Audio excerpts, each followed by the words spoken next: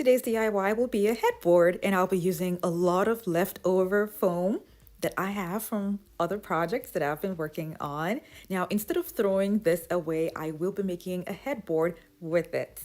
Now, I'm also going to be using leftover foam board for this design. Here's the main item that I'll be using for this project that will give me the pattern that I want. I got this from Lowe's, and the link for this is going to be down below. What I'll be doing with this is drawing out the pattern on a foam board.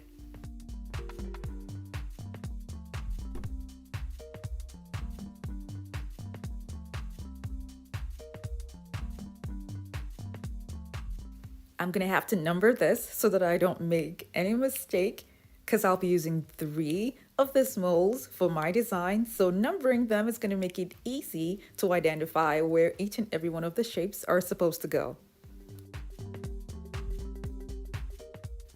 I went ahead to increase the shapes by 1/4 inch so that when I'm done, it would still have a place to sit in the molds.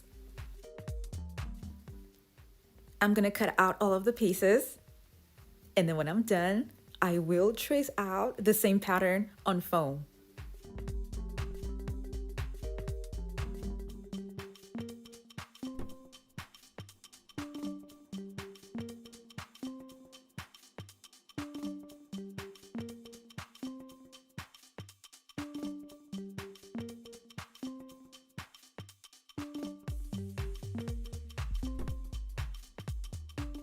I also number the patterns on the foam to go with the numbers that are on the cutout foam boards.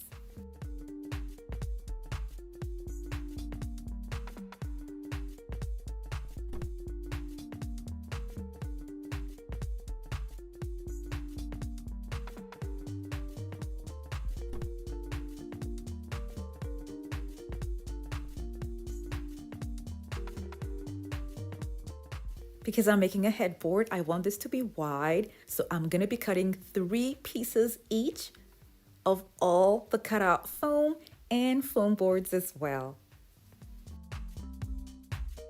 I realized for this design, I will need 6 foam board cutout pieces instead. Now I'm gonna be gluing on the cutout foam to the cutout foam board pieces, starting with 3. My leftover foam is 1 inch thick, which is not thick enough for my design. As you can see, a 2 inches foam is way better because it would just fit right into the mold and it would give a very nice design. So because I didn't have enough of the 2 inches foam, that's why I'm gonna be using a simple trick using this Dollar Tree wooden cubes to increase the height of what I already have. Instead of spending money to get extra foam, I'll be using this to add to the height by gluing on the wooden cubes to another cutout foam board pieces and adding them to the bottom of what I already have.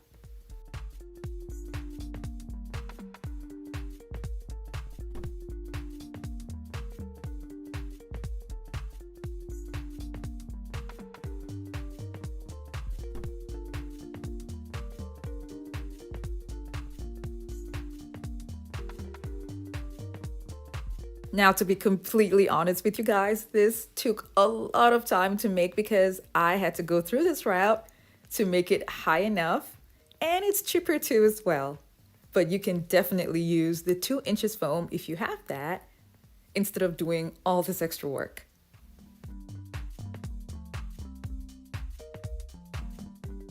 I'm gonna be doing this for all the pieces.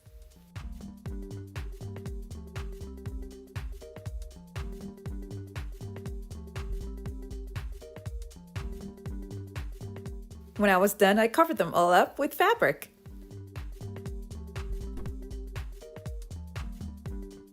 I cut the fabric to shape and glued it to the foam board.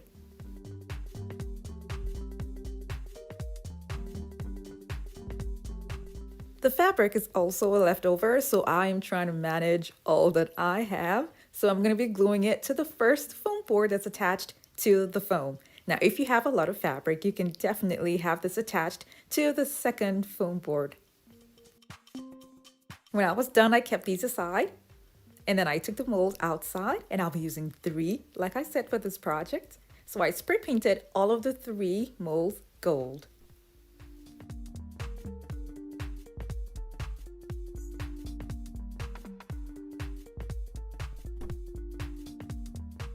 Before I go any further, I want you guys to know that you can also use this to make a DIY coffee table. Now the link for the full DIY video is going to be down in the description box below.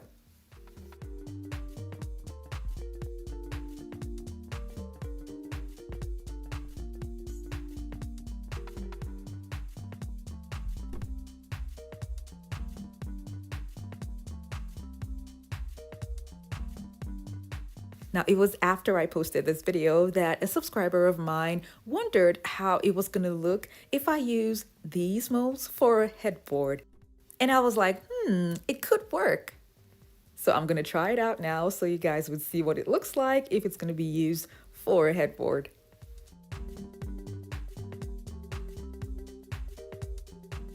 The screws will be spray painted gold. When it was dry, I mounted it with nails. Now you can also use command strips to mount this to the wall. This has just an okay look, but to make this soft, warm and inviting, adding the foam will do the trick. All I'm doing is using hot glue to glue on the pieces that I made inside the openings.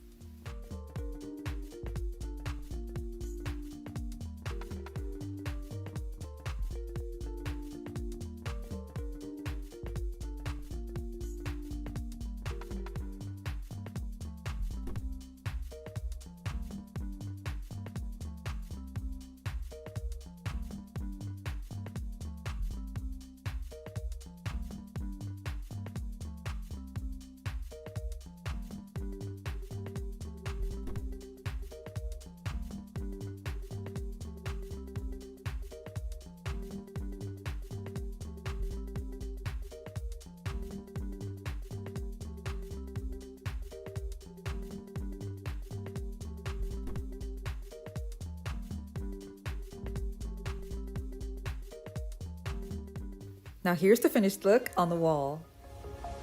The light that surrounds me. If we hold ourselves together, we'll go far. You can clearly see the difference with the foam and without the foam. But I know that I want to be where you are.